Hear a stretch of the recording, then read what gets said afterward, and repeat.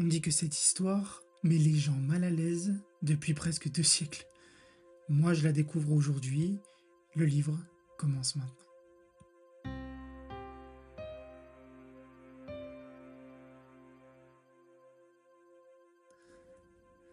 Relativement à la très étrange et pourtant très familière histoire que je vais coucher par écrit, je n'attends ni ne sollicite la créance. Vraiment, je serais fou de m'y attendre dans un cas où mes sens eux-mêmes rejettent leur propre témoignage. Cependant, je ne suis pas fou et très certainement je ne rêve pas. Mais demain, je meurs et aujourd'hui, je voudrais décharger mon âme. Mon dessein immédiat est de placer devant le monde, clairement, succinctement et sans commentaire, une série de simples événements domestiques. Dans leurs conséquences, ces événements m'ont terrifié, m'ont torturé, m'ont anéanti. Cependant, je n'essaierai pas de les élucider. Pour moi, ils ne m'ont guère présenté que de l'horreur. À beaucoup de personnes, ils paraîtront moins terribles que baroques. Plus tard, peut-être, il se trouvera une intelligence qui réduira mon fantôme à l'état de lieu commun, quelque intelligence plus calme, plus logique et beaucoup moins excitable que la mienne, qui ne trouvera dans les circonstances que je raconte avec terreur une succession ordinaire de causes et d'effets très naturels. Dès mon enfance, j'étais noté pour la docilité et l'humanité de mon caractère. Ma tendresse de cœur était même si remarquable qu'elle avait fait de moi le jouet de mes camarades.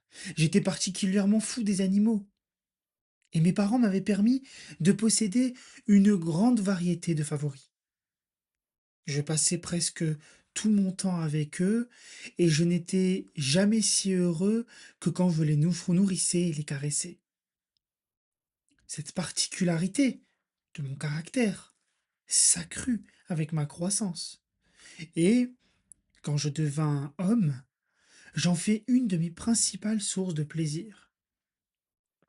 Pour ceux qui ont voué une affection à un chien fidèle et sagace, je n'ai pas besoin d'expliquer la nature ou l'intensité des jouissances qu'on peut en tirer. Il y a dans l'amour désintéressé d'une bête, dans ce sacrifice d'elle-même, quelque chose qui va directement au cœur de celui qui a eu fréquemment l'occasion de vérifier la chétive amitié et la fidélité de gaz de l'homme naturel. Je me mariai de bonne heure, et je fus heureux de trouver dans ma femme une disposition sympathique à la mienne. Observant mon goût pour ces favoris domestiques, elle ne perdit aucune occasion de me procurer ceux de l'espèce la plus agréable. Nous eûmes des oiseaux, un poisson doré, un beau chien, des lapins, un petit singe et un chat. Ce dernier était un animal remarquablement fort et beau, entièrement noir et d'une sagacité merveilleuse. En parlant de son intelligence, ma femme, qui au fond n'était pas peu pénétrée de superstition, faisait de fréquentes allusions à l'ancienne croyance populaire qui regardait tous les chats noirs comme des sorcières déguisées. Ce n'est pas qu'elle fût toujours sérieuse sur ce point, et si je mentionne la chose, c'est simplement parce que cela me revient en ce moment même à la mémoire. Pluton, c'était le nom du chat, était mon préféré, mon camarade. Moi seul je le nourrissais, et il me suivait dans la maison partout où j'allais. Ce n'était même pas sans peine que je parvenais à l'empêcher de me suivre dans les rues. Notre amitié subsista ainsi pendant plusieurs années, durant lesquelles l'ensemble de mon caractère et de mon tempérament, par l'opération du démon intempérance, je rougis de le confesser, subit une altération radicalement mauvaise. Je devins de jour en jour plus morne, plus irritable, plus insoucieux des sentiments des autres. Je me permis d'employer un langage brutal à l'égard de ma femme. À la longue, je lui infligeai même des violences personnelles.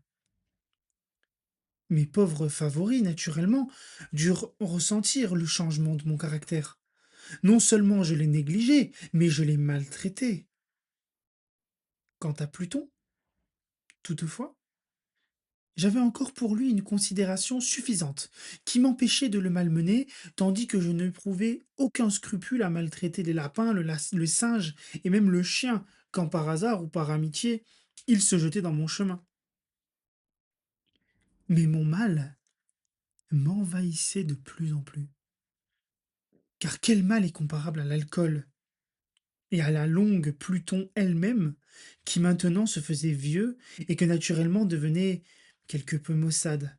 Pluton lui-même commença à connaître les effets de mon méchant caractère. Une nuit, comme je le rentrais au logis très ivre, au sortir d'un de mes repères habituels des faubourgs, je m'imaginais que le chat évitait ma présence. Je le saisis, mais lui, effrayé de ma violence, il me fit à la main une légère blessure avec les dents. Une fureur de démon s'empara soudainement de moi, je ne me connus plus, mon âme originelle sembla tout d'un coup s'envoler de mon corps, et une méchanceté hyper diabolique saturée de djinn pénétra chaque fibre de mon être. Je tirai de la poche de mon gilet un canif, je l'ouvris, je saisis le pauvre bête par la gorge, et délibérément, je fis sauter un de ses yeux de son orbite. Je rougis, je brûle, je frissonne en écrivant cette damnable atrocité. Quand la raison me revint avec le matin, quand j'eus cuvé les vapeurs de ma débauche nocturne, j'éprouvai un sentiment moitié d'horreur, moitié de remords pour le crime dont je m'étais rendu coupable. Mais c'était tout au plus un faible et équivoque sentiment, et l'âme n'en subit pas les atteintes. Je me replongeai dans les excès, et bientôt je noyai dans le vin tout le souvenir de mon action. Cependant, le chat guérit lentement. L'orbite de l'œil perdu présentait, il est vrai, un aspect effrayant, mais il n'en parut plus souffrir désormais. Il allait et venait dans la maison selon son habitude, mais comme je devais m'y attendre, il fuyait avec une extrême terreur à mon approche. Il me restait assez de mon ancien cœur pour me sentir d'abord affligé de cette évidente antipathie de la part d'une créature que jadis m'avait tant aimé. Mais ce sentiment fit bientôt place à l'irritation, et alors apparut, comme pour ma chute finale et irrévocable, l'esprit de perversité. De cet esprit, la philosophie ne tient aucun compte. Cependant, aussi sûr que mon âme existe, je crois que la perversité est une des primitives impulsions du cœur humain, une des indivisibles premières facultés ou sentiments qui donnent la direction au caractère de l'homme, qui ne s'est pas surpris 100 fois comme étant une action sotte ou vile, par la seule raison qu'il savait devoir ne pas la commettre. N'avons-nous pas une perpétuelle inclination, malgré l'excellence de notre jugement, à violer ce qui est la loi, simplement parce que nous comprenons que c'est la loi? Cet esprit de perversité, dis-je, vint causer ma déroute finale. C'est ce désir ardent, insondable de l'homme de se torturer elle-même, de violenter sa propre nature, de faire le mal pour l'amour du mal seul, qui me poussait à continuer et finalement à consommer le supplice que j'avais infligé à la bête inoffensive. Un matin de sang-froid, je glissai un nœud coulant autour de son cou et je le pendis à la branche d'un arbre. C'est horrible. Je le pendis avec des larmes plein mes yeux, avec le plus amer remords dans le cœur. Je le pendis parce que je savais qu'il m'avait aimé et parce que je sentais qu'il ne m'avait donné aucun sujet de colère.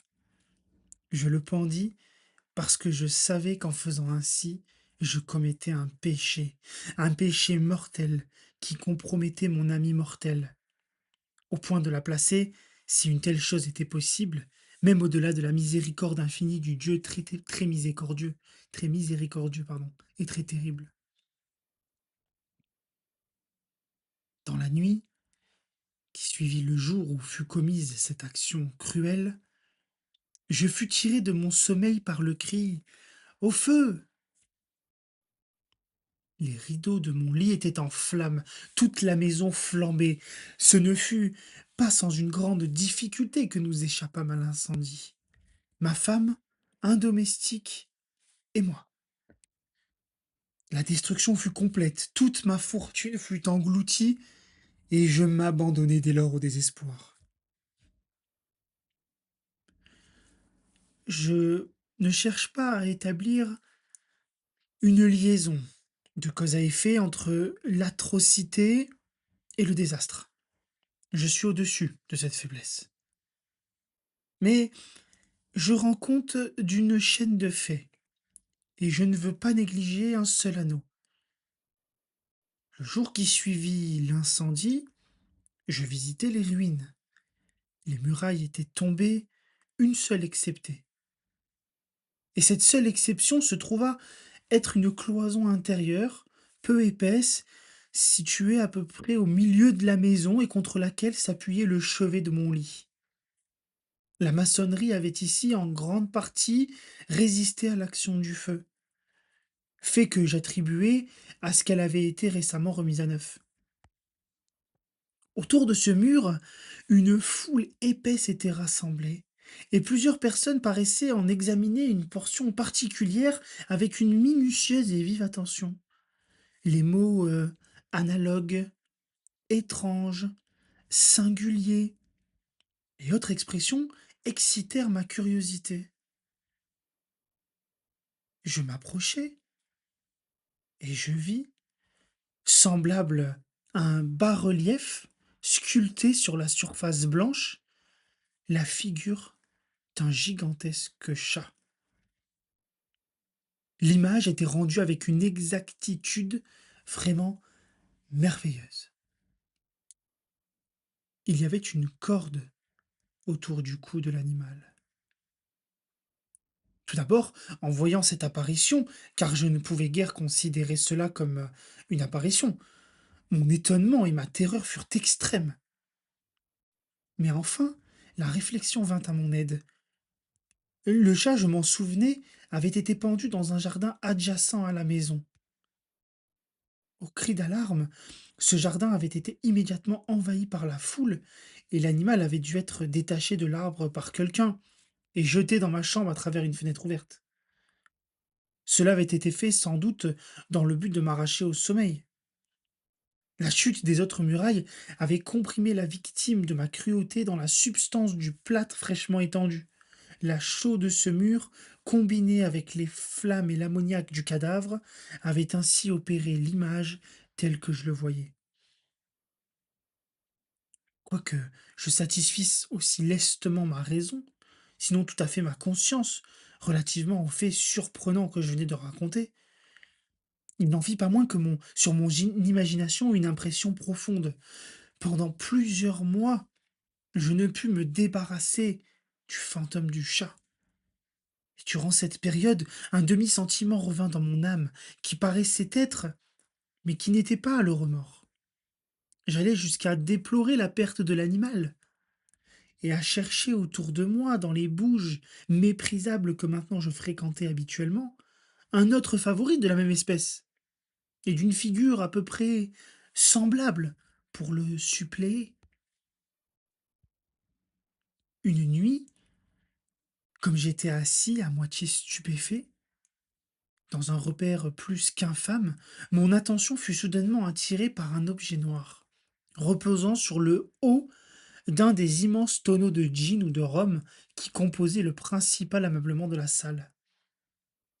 Depuis quelques minutes, je regardais fixement le haut de ce tonneau, et ce qui me surprenait maintenant, c'était de n'avoir pas encore aperçu l'objet situé dessus. Je m'en approchai et je le touchai avec ma main. C'était un chat noir. Un très gros chat, au moins aussi gros que Pluton, lui ressemblant absolument, excepté en un point. Pluton n'avait pas un poil blanc sur tout le corps.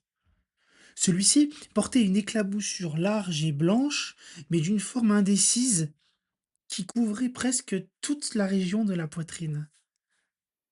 À peine l'eus-je touché qu'il se leva subitement, ronronna fortement, se frotta contre ma main et parut enchanté de mon intention. C'était donc là la vraie créature dont j'étais en quête. J'offris tout de suite au propriétaire de le lui acheter, mais cet homme ne le revendiqua pas, ne le connaissait pas, ne l'avait jamais vu auparavant. Je continuai mes caresses, et quand je me préparais à retourner chez moi, l'animal se montra disposé à m'accompagner. Je lui permis de le faire, me baissant de temps à autre et le caressant en marchant. Quand il fut arrivé à la maison, il s'y trouva comme chez lui, et devint tout de suite le grand ami de ma femme. Pour ma part, je sentis bientôt s'élever en moi une antipathie contre lui. C'était justement le contraire de ce que j'avais espéré. Mais je ne sais ni comment, ni pourquoi cela eut lieu. Son évidente tendresse pour moi me dégoûtait presque et me fatiguait. Par de lents degrés, ces sentiments de dégoût et d'ennui s'élevèrent jusqu'à l'amertume de la haine. J'évitais la créature. Une certaine sensation de honte et le souvenir de mon premier acte de cruauté m'empêchèrent de le maltraiter. Pendant quelques semaines, je m'abstins de battre le chat ou de le malmener violemment. Mais graduellement, insensiblement, j'en vins à le considérer comme une indicible horreur, et à fuir silencieusement son odieuse présence, comme le souffle d'une peste.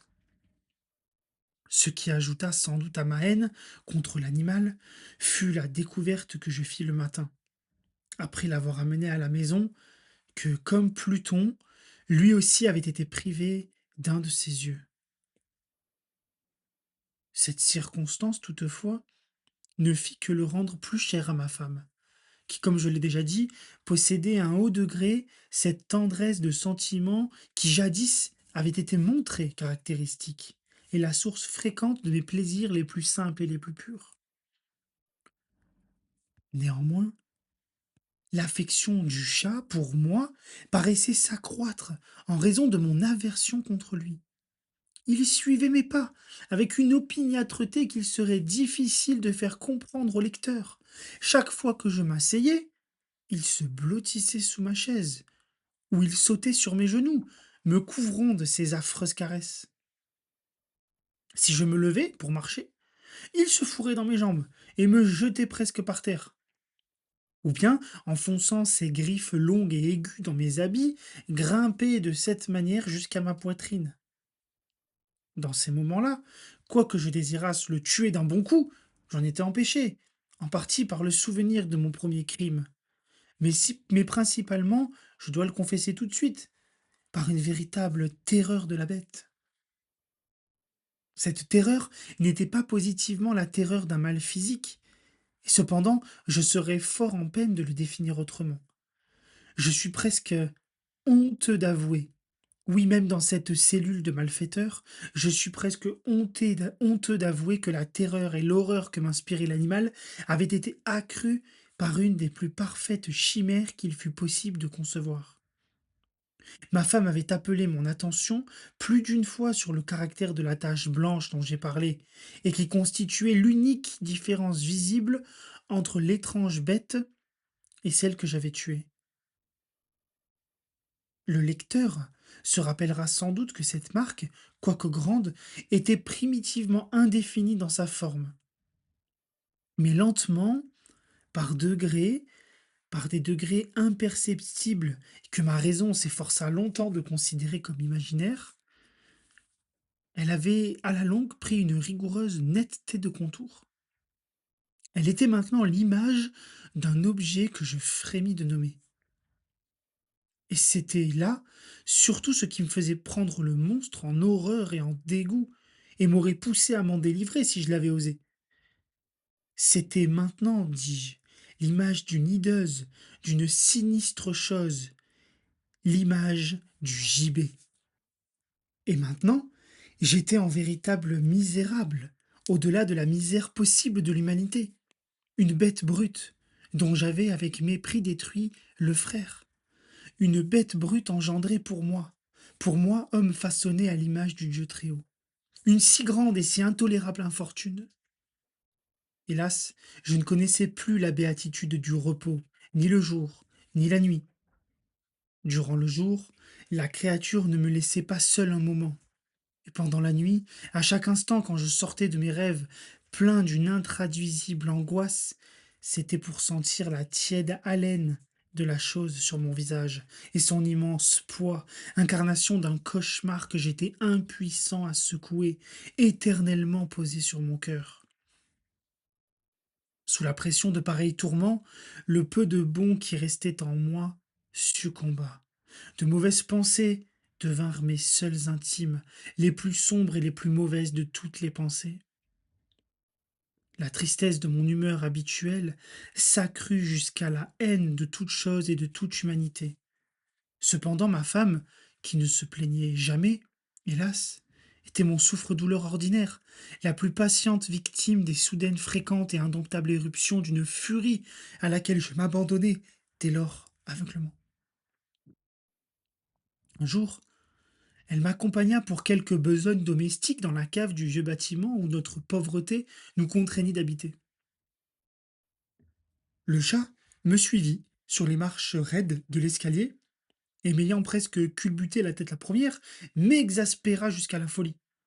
Levant une hache et oubliant dans ma rage la peur puérile qui jusque-là avait retenu ma main, j'adressai à l'animal un coup qui eût été mortel, s'il avait porté comme je le voulais.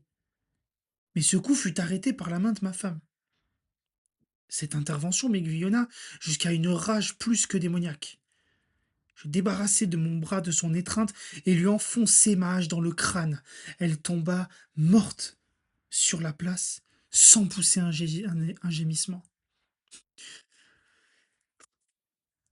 Cet horrible meurtre accompli, je me mis immédiatement et très délibérément en mesure de cacher le corps. Je compris que je ne pouvais pas le faire disparaître de la maison, soit de jour, soit de nuit, sans courir le danger d'être observé par les voisins. Plusieurs projets traversèrent mon esprit. Un moment, j'eus l'idée de couper le cadavre par petits morceaux et de le détruire par le feu. Puis, je résolus de creuser une fosse dans le sol de la cave. Puis, je pensai à le jeter dans le puits de la cour. Puis, à l'emballer dans une caisse comme marchandise, avec les formes usitées, et à charger un commissionnaire de le porter hors de la maison. Finalement, je m'arrêtai à un expédient que je considérais comme la meilleure de tous. Je me déterminai à le murer dans la cave. Comme les moines du Moyen Âge muraient, dit-on, leurs victimes. La cave était fort bien disposée pour un pareil dessein. Les murs étaient construits négligemment et avaient été récemment enduits dans toute leur étendue d'un gros plâtre que l'humidité de l'atmosphère avait empêché de durcir.